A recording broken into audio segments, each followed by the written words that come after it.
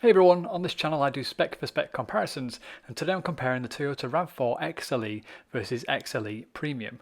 And the question is it worth spending more money to get the XLE Premium? I used to work for the equivalent of a Kelley Blue Book, and I also used to advise manufacturers on what spec adds value to their vehicles. So what we're going to do is run down the spec like for like between these two vehicles, and we'll find out whether you should upgrade to the XLE Premium. If you don't have time to watch this video, you can go over to my website called checkyourspec.com, where you can effectively put in the spec for any vehicle you like. Click check your spec right here, takes you down to a list, pick a car, pick a Toyota, or in this case a RAV4, then you'll be given a big list of various specifications on that Toyota RAV4. Click any of them, and then you scroll down below and it'll tell you today's value, the value on a 24 model, a 22 model, or you can click up here and look at the future value to see how much this specification is going to be worth and whether you should add it to your vehicle. But let's get started with the RAV4. So on the XLE model, you're going to spend potentially $30,760, or for $2,890 more, you can get the XLE Premium, and we'll decide whether you should do that or not.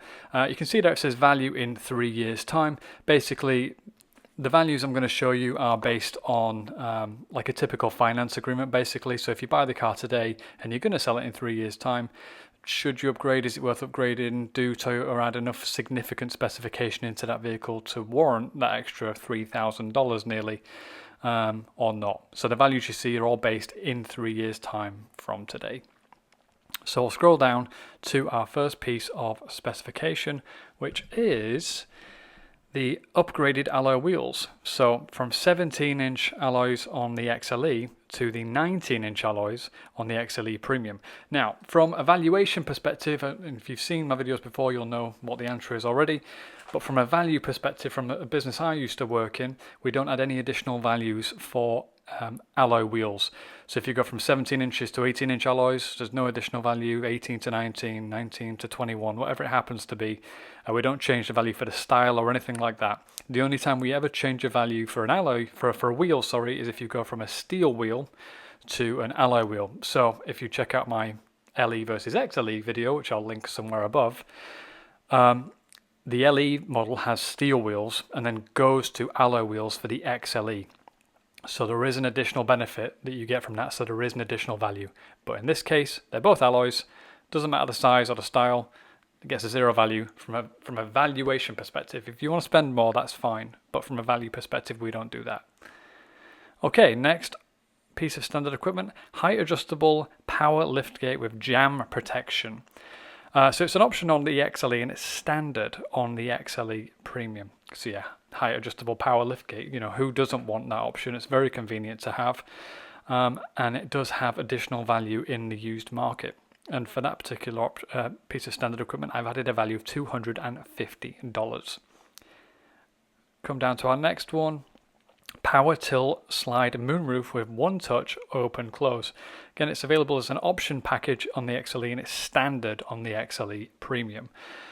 Some people like sunroofs, some people don't, but generally the market tells us that people do like them and they will pay a premium for them. And generally that premium in the used market in 3 years time is around $450.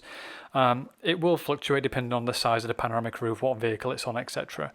But as a generic sort of typical value, especially on a Toyota RAV4, it's going to be about $450. It'd probably be more expensive on a Range Rover or a Bentley or something else like that. But on a Toyota, it's slightly less, but still a significant value increase. Next up, we've got integrated LED front fog lights. So this actually does get a significant value increase, $250. Basically, not only are they helpful, obviously, in foggy conditions, but they change the physical look of the car. You can tell when you're going to a dealer forecourt or where we see the data from, usually from an auction group. You can tell if you put two vehicles side by side that the one with the fog lights is generally the one that's the more premium version of that vehicle. So it does get a premium value uplift, and generally speaking, it's around $250 for integrated LED front fog lights.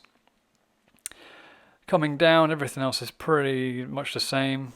Well, basically it is the same between the XLE and XLE Premium. Again, ignore the left-hand column for the LE model. Okay, so Next up is Softex trimmed seats, 8-way power adjustable front driver's seat with lumbar support, 4-way adjustable front passenger seat with seat back pockets. So yeah, this is a material change. So you're going to see, you obviously open up the door on two cars, one on the XLE and one on the XLE Premium. You can clearly tell that there's a difference in terms of how it's been trimmed. And there is an additional value again for that. And for this particular vehicle, it's going to be around $400. And if we keep going down to the next stuff, trying to keep these videos as short and engaging as I can. Just find our next couple of options. Soft touch dash and armrest with stitched dash and center console accents and anti-slip interior door grip. Just the fact that it's soft touch and the things that you're actually touching and the haptics of things is different from the models lower than it. There's a perceived quality to that. And this is called the premium model, so it should have a premium interior. Makes sense. And we've added a value there of $100 for something like that.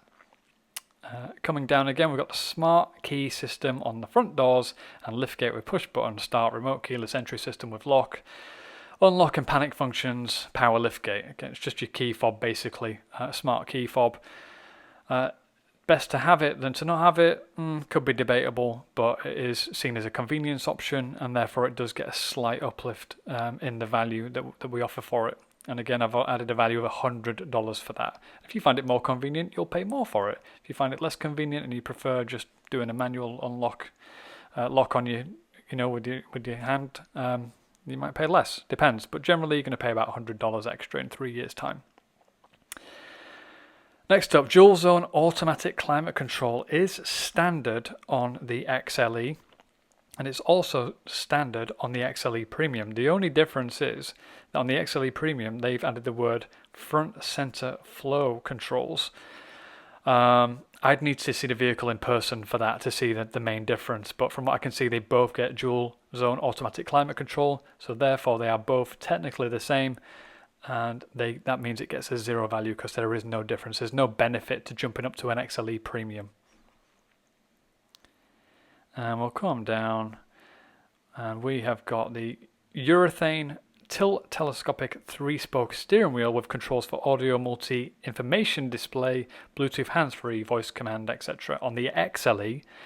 And on the XLE Premium, it's a leather trimmed tilt telescopic 3-spoke steering wheel. So you're going from urethane to leather, clearly a material change, clearly a change in perceived value. It's a premium material, again XLE Premium. You're going to get an additional value for that of around $150 in the used market just for that single item. And then we'll come down to the next one, which was the difference between the overhead console with map lights, sunglasses storage. Okay, yeah, so on the XLE you basically just get your overhead console with map lights and sunglasses storage, and on the XLE Premium it basically has the power tilt slide moonroof controls at the top. So any additional cost for that? It needs to have the controls anyway. Why would there be any additional value? I don't really know why they've put it in there. But yeah, zero value for that. It's basically saying it has the controls to do the sunroof. No value for that. So we come to the final answer on whether you should get the XLE Premium. So what you're going to pay to Toyota is $2,890, and in 3 years' time, I think all that spec, if you take out like what colour you pick, if it's got damage, the mileage, if you get two like-for-like vehicles, exactly the same, what I think those two vehicles are worth in the used market in 3 years' time is $1,700. So in 3 years, over 3 years, you're going to lose around $1,190, which I don't actually think is too bad. But it's entirely up to you on whether you think that's worth it. But there are a few key items in here that I would absolutely upgrade to. For example, the sunroof. I would jump up again to the XLE Premium rather than the XLE. So that's what I would advise. So hopefully you found this video interesting. If you did, please like and subscribe. There's more videos to come. If you want me to look at a vehicle you're specifically interested in, any vehicle, it can be anything you like, I'll do a comparison for you. I'll upload it and you'll be more informed on what offers more value and where. So I appreciate your time as always, and I'll see you guys in the next one. Cheers.